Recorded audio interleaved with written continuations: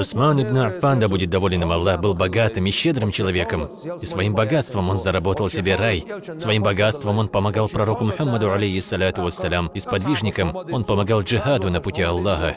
Однажды, когда пророк Мухаммад, алейхиссаляту вассалям, вел проповедь, перед тем, как пойти на Табук, на тот момент мусульманам не хватало боевой силы и снаряжения. И вот, когда пророк Мухаммад, алейхиссаляту вассалям, вел проповедь, Усман ибн Аффан вскочил и сказал: «Я дам 100 верблюдов и снаряжение для 100 воинов». 100! Сегодня 100 машин – ничего по сравнению с тем, что дал в то время Усман.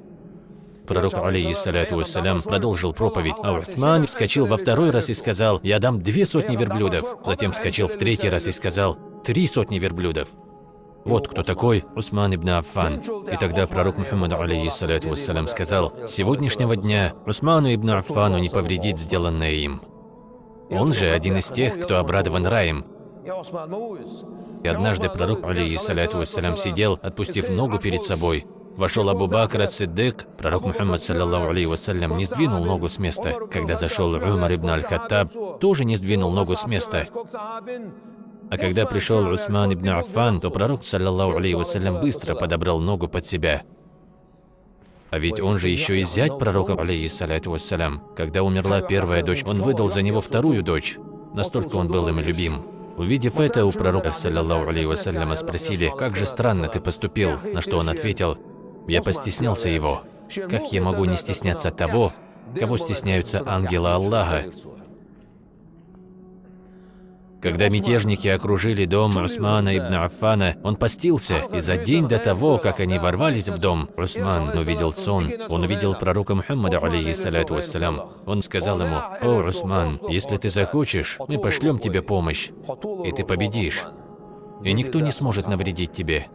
А если ты захочешь, то завтра ты разговишься вместе со мной». И вот мятежники ворвались в дом Усмана ибн Аффана, сжигая дверь. И нашли Усмана читающим Коран.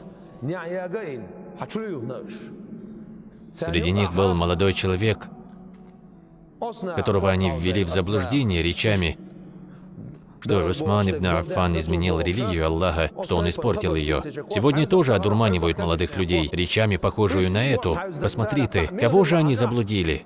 Это был сын Абу Бакра, Мухаммад. И вот они ворвались в дом, они обвязали его шею и начали душить его, пока он не потерял сознание. Подумав, что они убили Усмана, они бросили его тело на пол. Но вдруг Усман ибн Аффан моргнул, и глаза его открылись. И тогда сын Абу Бакра ас-Сиддика рванулся к нему, схватил его за бороду и сказал: «О, старый глупец! Ты изменил религию Аллаха, ты испортил ее». Он начал дергать бороду Усмана туда-сюда.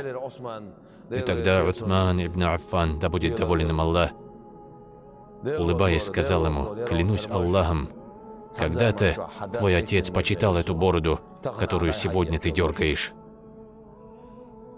От этих слов, от нура, который исходил с лица Усмана, потому что он вали Аллаха, потому что он приближенный Аллаха, у сына Абу Бакра исчезли сомнения, неприятность.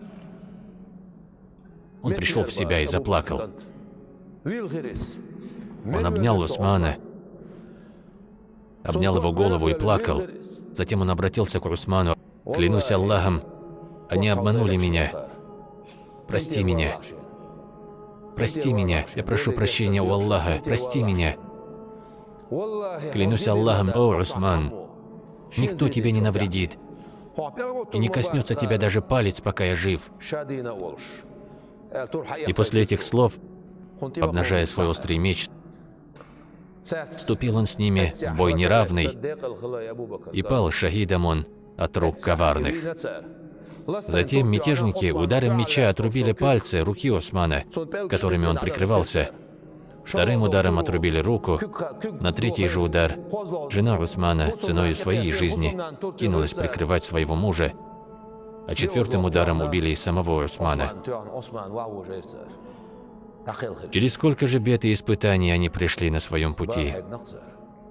Али, да будет доволен им Аллах, посмотрите, в каком положении он оказался. Его покинул Абу Бакр ас-Сиддик, Умар ибн аль-Хаттаб, И вот Усман покидает его. Какие же большие тяготы упали на его плечи, какая же большая печаль настигла его, и вдобавок ополчились против него хавариджи многочисленные.